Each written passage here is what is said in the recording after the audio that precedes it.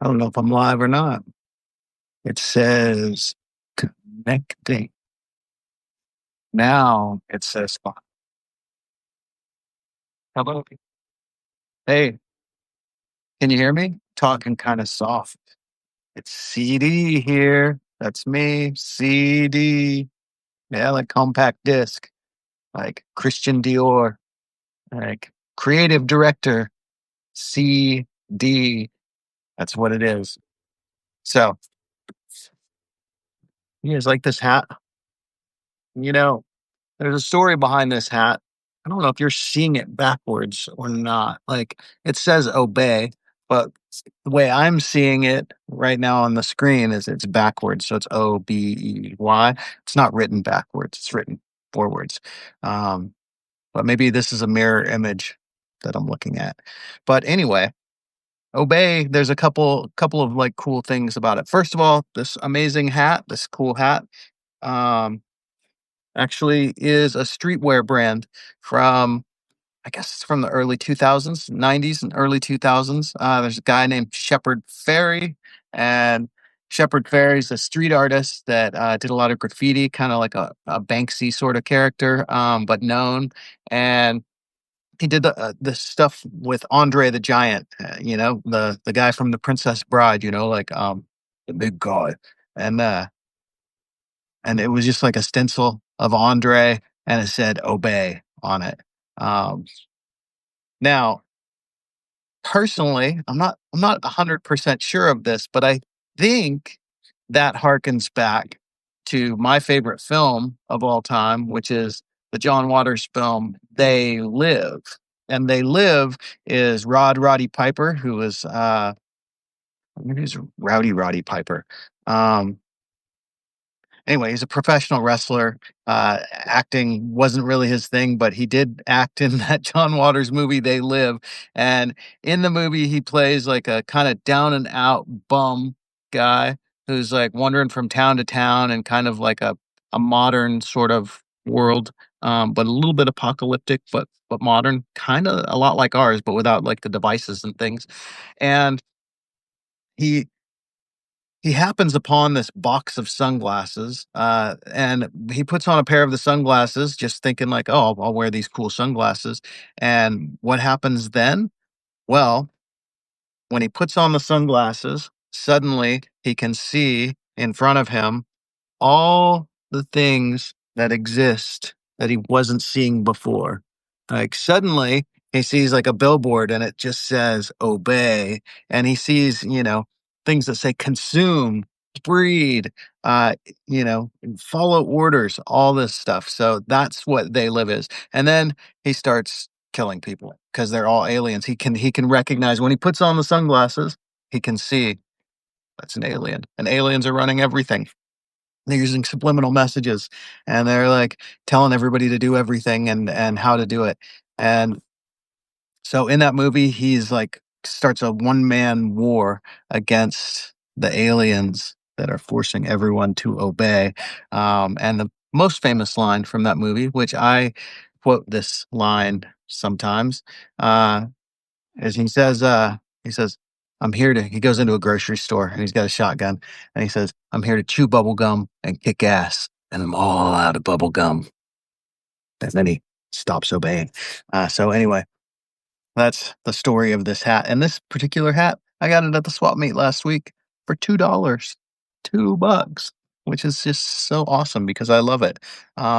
Yeah, so Shepard Fairey, Obey, they made a streetwear brand, kind of like Supreme. Mostly did its stuff on the East Coast, but there was some West Coast stuff.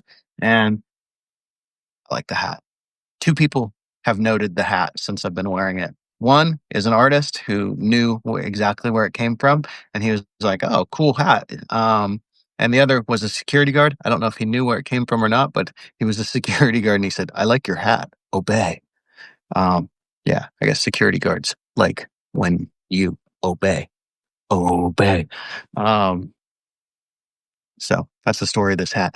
Now, what I actually figured I would log in and talk about is AI, right?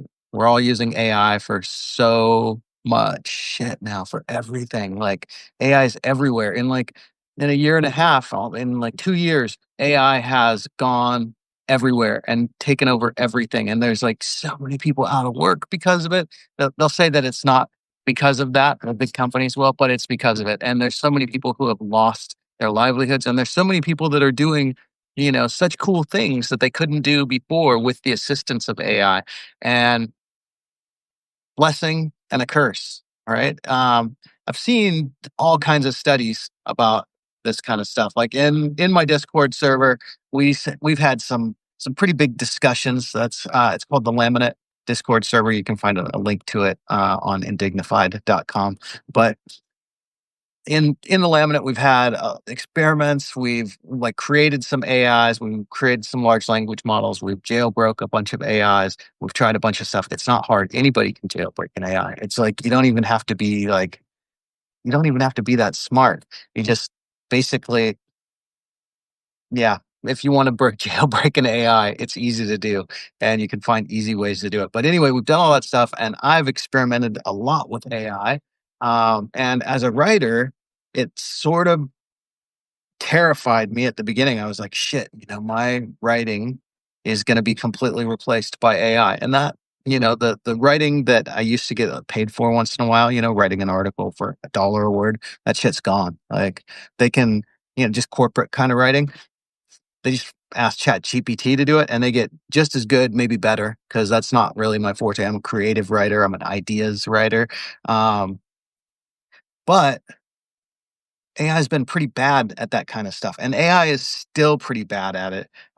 So when I started my Substack, indignified.substack.com, I started it out making um, basically just like a premise card for a story. And I wrote all the premises and what I wanted the story to be. And then I had a variety of AI LLMs, different ones that I used to write the same story after I had also written the story on that premise. So first I wrote it myself, and then I had the AI write the story. And so if you go back into the stacks, those are all free posts. You can see all of these stories written by the different LLMs. There's one by Grok, there's one by Gemini, there's one by Chat GPT, Perplexity, and Poe, a couple others, Claude. And I wasn't too impressed with the way that the AI did it. There was a couple of AIs that like had moments of brilliance, but that was it. But where I started playing with AI again recently is last year I wrote a book that hasn't been published yet. I'm still working on, I want to finish the trilogy before I publish any of it. So I'm working on the second book now. But I wrote a book, kind of world building, and it's about magic and yokai and Japan. And the premise is kind of like Harry Potter set Japan, a girl protagonist. That's sort of what it is. It's like instead of Harry Potter, it's a girl. It's set in Japan, Japanese magic, all this stuff. Super fun. It was great to write it. It was fun to write it. I love the characters. I love the world building. I love the system of magic that I created. It's all so fun that I was excited to start working on the second novel. And so I did something that I don't usually do when I write. There's two types of writers that you can hear about. One is called the plotter and one is called the pantser. And plotters usually like plot everything out. They have like the characters, the plot, the premise, and they have everything, an outline, and then they start writing and they fill in the outline. That's not how I usually write. I'm what's called a pantser. And a pantser will usually start writing and just fly by the seat of their pants. So my personal method is I like to create a character in as much depth as I can, all of their idiosyncrasies, things that may not even ever get written about. If they have a mole on their ear, if they have like weird habits, if they pick their nose when nobody's watching, like things like that. I give the character as much depth as I can, as much backstory as I can, and then I put the character into a situation and I sort of let the character and the situation tell me the story. That's how that works. Like I have a good imagination for like seeing the details emerge like that. And so I just write it. So in some sense, I say that the story tells me, and I like writing that way. I enjoy that kind of writing. But for the second book in Tamano Michi, it's called The Road to Wakanai. I decided I would be a plotter for that one. I was like, okay, I know what I want it to be. So I wrote an outline. I figured out the characters that were going to be in it. I figured out the general plot, and I started writing, and I was so bored. Like, I already knew what was gonna happen, like, it was no fun for me, and I reached one point where there was, like, an event, and I was like, "God, I don't even know how to write this," and so I plugged it into Claude. I took all the details, all the characters, I took what I'd written so far, took the first book, and I said, "Hey, Claude, finish this chapter for me." And Claude did a pretty good job. Like, I, rewrote it, right? The output came out, I read it, I was like, "Wow, that's pretty good." And then I rewrote it, sort of like fixing a few things and fixing style. And so then I wrote a couple more chapters, and then I got bored again, and I was like, "Well, maybe I'll just use Claude to write another chapter." And then I used Claude to write basically 2/3 of the chapters in this book. So I wrote 10 chapters, and Claude wrote 20 chapters. And now, what I've been doing for the past month is, I've been going through and rewriting those chapters. And in doing that, because I haven't even read them yet, right? I know what the plot's going to be, but now I'm actually reading the output from Claude. And I have to say, Claude kind of fails a little bit. Claude's not great at writing, and the fails are sort of weird. Like, there are things that I would think an AI wouldn't fail at, but that it just does. So one of those failures, for example, I have a character named Kenji and a character named Aisha, and in one failure example, Claude like transposed their parents, which is kind of a weird thing to have done. Like, suddenly, like, Aisha's dad is Kenji's dad, and and there's no reason for that to have happened. So suddenly, Kenji's talking about like his father, but he's talking about Aisha's dad, and Aisha's dad's not Kenji's father. So that was one thing. Another thing, there's like a girl, who has a pet fox, not a pet, like a familiar. Like, so her familiar is a kitsune, a fox, and they're friends. Like, and at one point, Claude decided to make them boyfriend and girlfriend, with no rhyme or reason. Just like dropped it into the center of a plot point, and just like, and even then, like, had the other characters say like, "Wait, he's not your boyfriend," and then the girl says, "Yeah, but sometimes I call him that." It's like, why even put that in there? So there was that, and then probably the worst thing is needless complexity in dialogue. Like, and also Claude sort of found a style of like ending chapters, um, and it's awful. It's like, and there they were, and they were walking, and somebody had to save the world, and they were the ones to do it, and nobody else could do it if they wouldn't, and they all felt so good. And then Claude builds all this like this pointless, useless dialogue that just goes back and forth, and really turned another character like into like such a little bitch. Just totally turned her into like, and I don't mean like a bitch like she's unpleasant. I mean, she's just like bitching all the time. She's just like complaining and bitching and whining. And that's not who the character is at all. Like, so yeah. Claude wrote 2/3 of the chapters, and I am rewriting virtually everything that Claude wrote, which is interesting because it is actually